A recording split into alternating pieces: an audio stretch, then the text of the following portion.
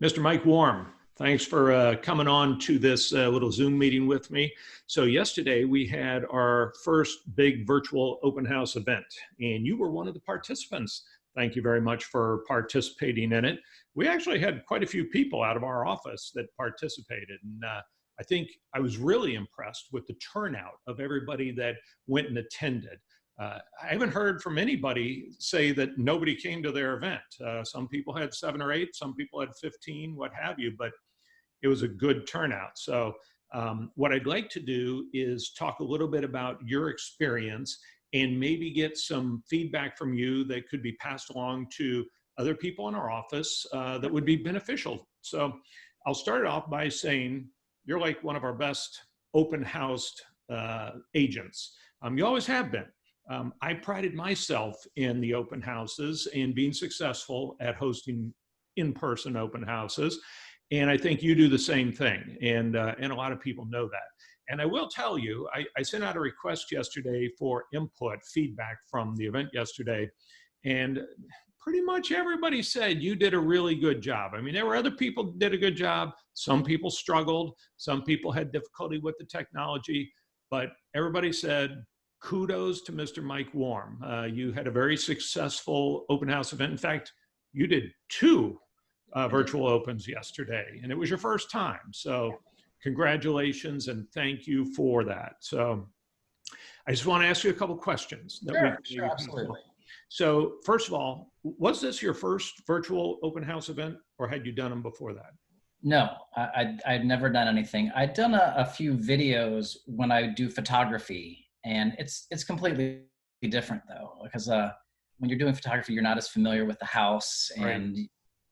after you have the listing and you go do some showings, you become a lot more familiar with the house, which I think is really important. But all in all, it's I do have a little history in video production, and so I think that may have helped quite a bit. And then also have to give the kudos to my assistant Rodney, who was an awesome cameraman and support for. So I didn't have to think about anything other than what I was doing. So you're not the only one that said that. On the feedback that I got, both from people who recorded themselves and from people who attended your event or others, that was one of the key things, is that it's very difficult to do it on your own. If you're trying to hold the phone and record yourself, walk around, remember what to say, deal with people that are coming into your virtual open. So was it a lot more beneficial having a camera person there? Extremely, extremely. I was just able to be on camera talent at the time. Yeah. To not have to think about where I am framed in the shot, if I could be heard, trying to monitor people's comments or if they were typing in questions.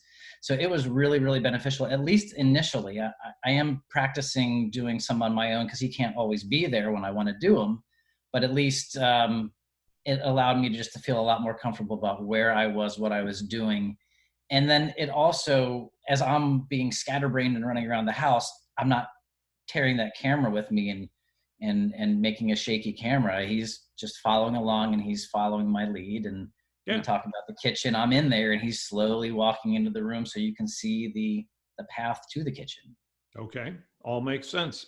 So I just want to hit, like, maybe if you have 4 or 5 kind of key takeaways that you'd like to share with people. What do you think would be the first one that comes to mind? Initially, I'd say it is so important to know the technology aspect of it. You have to practice a little bit. You have to know whatever equipment you're using, what program you're using. And I didn't do great. Anybody who came to my Zoom meetings know that I didn't mute everybody, and there was people just talking away in the background, and that was distracting to me. But we couldn't change it on the fly because we're just on our phone right there, and who knows if you're going to kill the video feed. So you have to know what you're going to do. And then you also have to inform people at the beginning or just constantly, because you don't know who's showing up and who's leaving. So figure out the way to mute everybody initially and to let them know every few minutes that if they have questions to unmute themselves.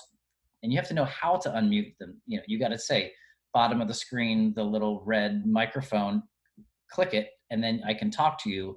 And then when you're done, mute yourself back again, please. Clearly, there are some minor technology hurdles. I know I was attending some of them, and somebody, I think Amy DeSalvo, said to me, "Craig, mute your phone. I can hear everybody in the background." I'm like, oh, crap.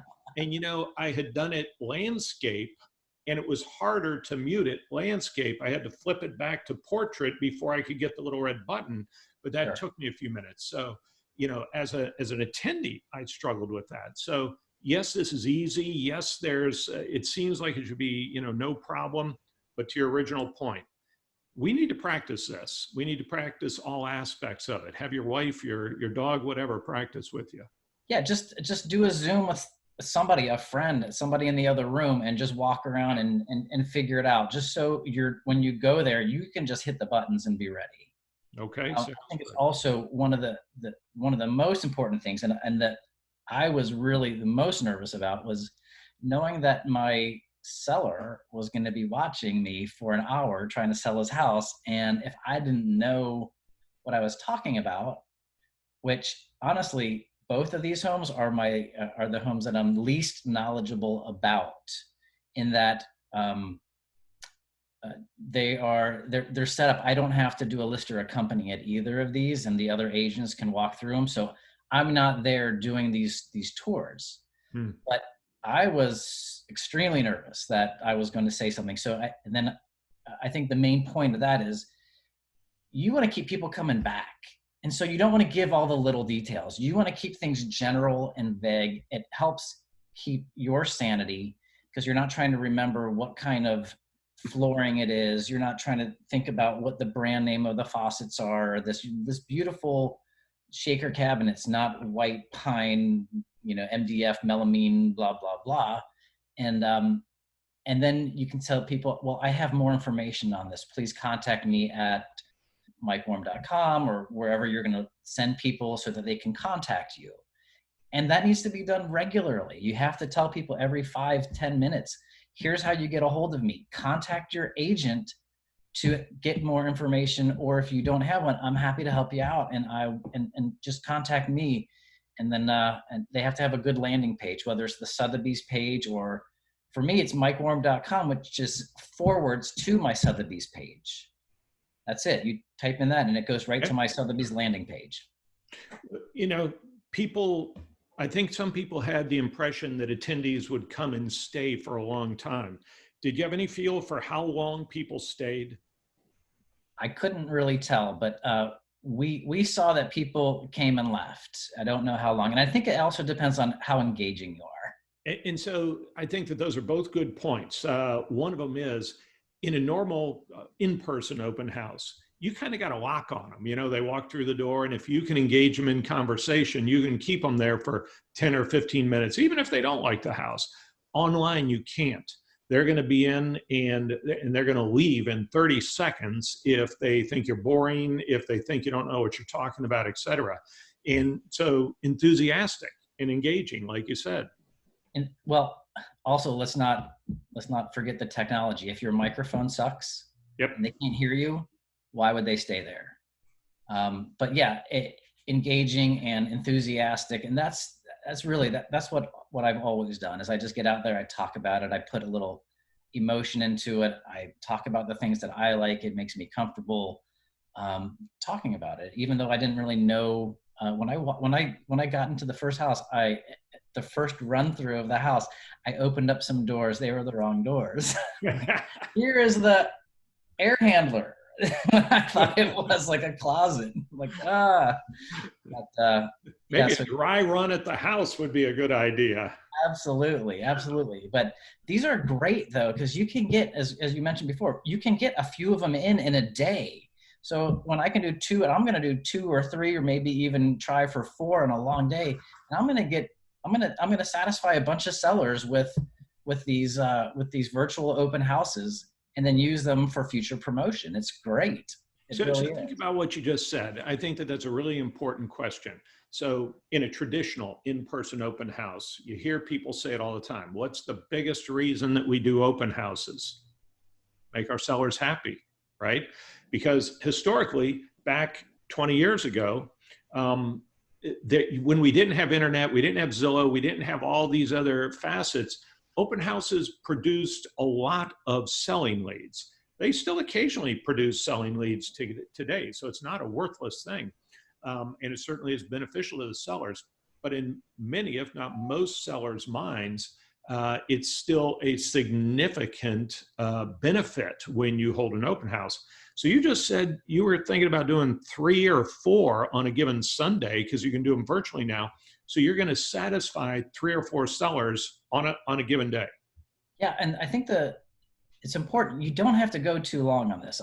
I did an hour long each, and that was pretty exhausting. I'll tell you that it was going over the house and just continuing, not knowing if people saw it or how long they wanted to. They pick up a new snippet here and there, but I think I'm going to back down to about 45 minutes. I'm going to rearrange the scheduling a little bit. I might try a couple different platforms at the same house. I'll let you know how that goes. And I'm also going to incorporate some midweek virtual open houses. If we can figure out how to get the word out even better, that it's a live hosted event, not just a video or, a picture video that's going to replay over and over again. I don't know why not. It's a half hour. Why not do a half hour happy hour in the evening at sunset of your house on the water, just to see what kind of response you can get. I think that the point that you just made is one of our biggest challenges going forward. Right now, there's a lot of confusion about what is a virtual open house. Is it nothing more than a link to a virtual tour? Is it just a recording? Is it something that somebody did on Facebook Live and recorded and then posted on their Facebook, which can be beneficial? I'm not saying it can't. Right. It's not actually a virtual open house. And what you said is somehow we need to communicate to people that this is a live virtual open house, and that you think that that will produce more traffic, more interest, more participation. And that I think is our challenge, is how to communicate that and how to market this. If we practice the technology, if we explore and are not afraid to stumble and stub our toe, which you weren't afraid to do that. You went out there and did it. So did, about another 17 or 18 people in our office. Then you'll get past those little hurdles. So I'll be interested to see how this works for you, doing 3 or 4 on one day and doing a happy hour. Yeah, no, I'm looking forward to that. And I think when you get down to it, it's the same thing about any kind of selling. It's the enthusiasm. Yep. It's the interest. You're selling the house. I know when we do open houses, normally a lot of times it's to try to get other customers in, but if you really say, I'm here to sell this house, what are the points that make it great, and not go into the little details, and, keep some information back so people have a reason to contact you if we can get out there and get people who are really interested. So maybe not even during standard times, 1 to 4 on Sundays, pick maybe do some other times. Why not? Especially if your house is vacant. You can go there and cook out on the grill one night, and then I just made dinner. Hell, here's what it's like here at Sunset here in the Oaks. That sounds like a good plan. Where are we going to do this? Do I get a virtual steak? All right. Anything else that you can think of that you'd like to add in as a final thought? I would like to say, I just thinking about this out loud, just what I love most about real estate is there are so many different ways that it works for so many different people.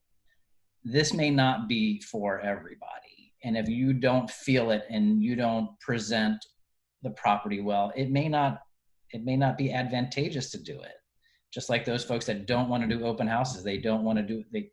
They shouldn't feel pressured, I think, to have to do it, but you may be expected to. So, that holds true in so many things. Floor time, same thing, etc.